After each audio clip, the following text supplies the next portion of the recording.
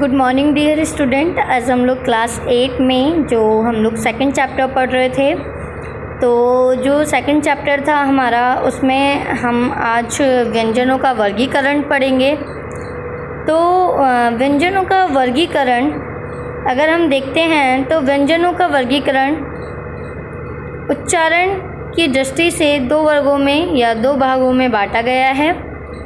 पहला है उच्चारण के स्थान के आधार पर। जैसे कि आप अपनी प्रीवियस वीडियो में देख चुके थे, मैंने बताया था कि इसके जो फर्स्ट जो व्यंजन होता है, जो वर्ण होते हैं, उसी के आधार पर इसके वर्ग बांटे गए थे।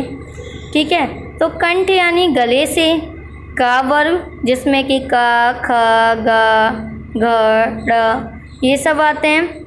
तलु से चा वर्ग तथा य और श भी। तालु से मुर्दा भाग से टा वर्ग आता है।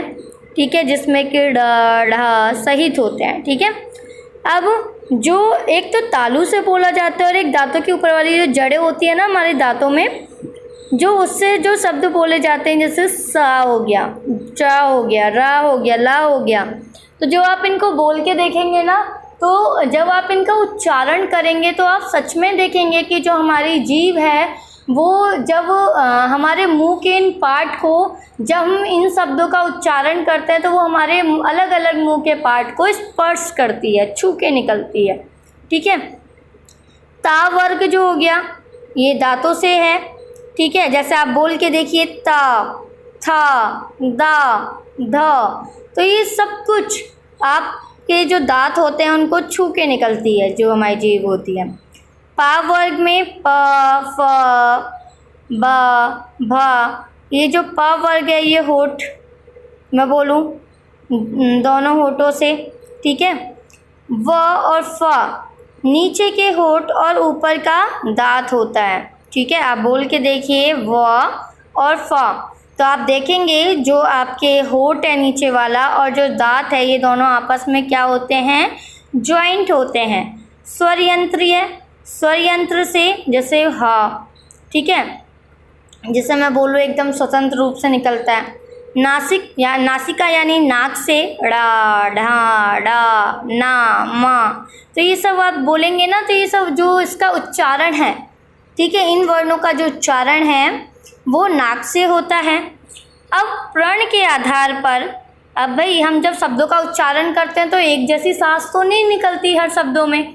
ठीक है, तो उनको अलग अलग वर्गों में बांटा गया है। उन व्यंजनों के आधार पर, उनको दो वर्ग आधार पे, मतलब प्रण के आधार पर उन व्यंजनों को दो भेदों में बांटा गया है।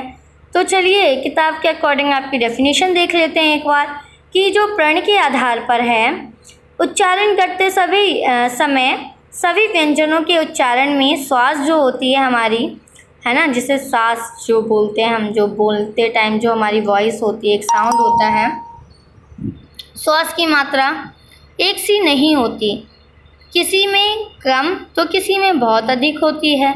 श्वास की मात्रा के आधार पर हमने व्यंजनों को दो वर्गों में बांटा है, एक है अल्प प्राण और दूसरा है महाप्राण। ठीक है, तो आप समझ में आया आपको कि श्वास के मात्रा के आधार पर कितने वर्गों में बांटा गया है इस व्यंजनों को, अल्प प्राण और महाप्राण। तो सबसे पहले हम लोग अल्प प्राण की बात करते हैं। जिन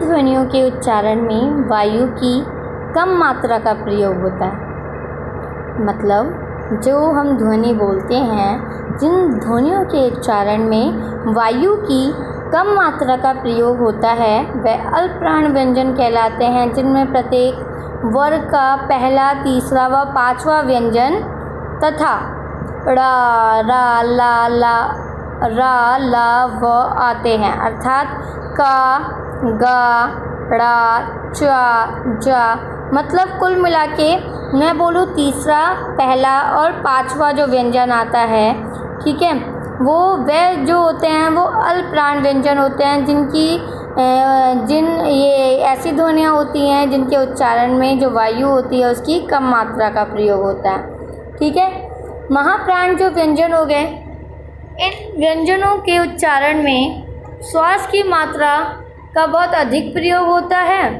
उन्हें महाप्राण व्यंजन कहते हैं। ये वर्ग में दूसरा और चौथा होता है। जैसे अगर हम का वर्ग देखें तो का के बाद क्या आया, खा, और गा के बाद क्या आया, घा, है ना। तो दूसरा और चौथा वर्ग देखा जाता है इसमें, ठीक है। ये सब जो व्यंजन होते हैं ये महाप्राण व्यंजन होते हैं, ठीक है। तो आपको समझ में आया कि जो अल्पप्राण व्यंजन होते हैं उनके उच्चारण में जो वायु की मात्रा है उसका प्रयोग कम होता है, और महाप्राण व्यंजन में जो श्वास जो वायु की मात्रा होती है उसका प्रयोग बहुत अधिक होता है, ठीक है। उसके जो वर्ग होते हैं उसमें पहला, तीसरा और पांचवा व्यंजन होता है, बल्कि जो महाप्राण व्यंजन होते हैं उनका जो प्रत्येक वर्ग में दूसरा और चौथा व्यंजन आता है। तो आपको इसका थोड़ा सा डिफरेंस भी पता चल गया, ठीक है। प्रश्न के आधार पर स्वर यंत्री में श्वास की कपन, इस आधार पर व्यंजनों के दो भेद होते हैं, ठीक है। एक अघोष वर्ग और एक सघोष वर्ण, ठीक है। तो अघोष वर्ण क्या होते हैं, जिन ध्वनियों के उच्चारण में स्वर यंत्रिका में किसी प्रकार का कपन नहीं होता, मतलब जब हम बोलते हैं उसमें किसी प्रकार का, मतलब मैं बोलूँ कपन मतलब हमारी जो वॉइस है वो लड़खड़ाती नहीं है, उसे अघोष वर्ण कहते हैं। और जैसे कि आप बोलते हैं कि जैसे कि अगर देखा जाए इसके प्रत्येक वर्ग में पहला और जो दूसरा व्यंजन होता है जैसे शा, सा, स आते हैं, अर्थात का, खा, च, छ, टा, ठा। तो ये क्या है, कपन नहीं है इसमें, और इनकी संख्याएं कितनी होती हैं, 13 होती है, ठीक है। सघोष वर्ण क्या होते हैं, इन जो ये ध्वनियाँ होती हैं इनके उच्चारण में तंत्रिका में कपन होता है ना, बोलते टाइम, उसे सघोष वर्ण कहते हैं। इसमें पहला वर्ग नहीं होता, क्योंकि पहला वर्ग किस में होता था, अघोष वर्ण में। इसमें तीसरा, चौथा और पांचवा व्यंजन होता है, ठीक है। तो अगर हम देखें तो इसमें दूसरा है, जैसे ड़ा हो गया, ढा हो गया, रा हो गया, ला हो गया, ठीक है। इस तरीके के व्यंजन आते हैं। सभी स्वर भी सघोष कहलाते हैं, ठीक है। तो आपको पता चला कि अघोष वर्ण कौन से होते हैं और सघोष वर्ण कौन से होते हैं, ठीक है। तो इस तरीके से आज आपने पढ़ा कि व्यंजन का वर्गीकरण 2 आधारों पर था, ठीक है। वो कौन कौन से थे, एक था उच्चारण के स्थान पर, उच्चारण के आधार पर, दूसरा था प्रश्न के आधार पर। तो आपने ये आज इतना कंप्लीट किया। हम अपनी अगली वीडियो में वर्ण विच्छेद के बारे में जानेंगे, ठीक है। तो आज के लिए इतना ही, और आप इसको अच्छी तरीके से अपनी बुक से एक बार रीड करके पढ़ लेंगे, और कोई भी डाउट हो तो आप मेरे को पूछ सकते हैं।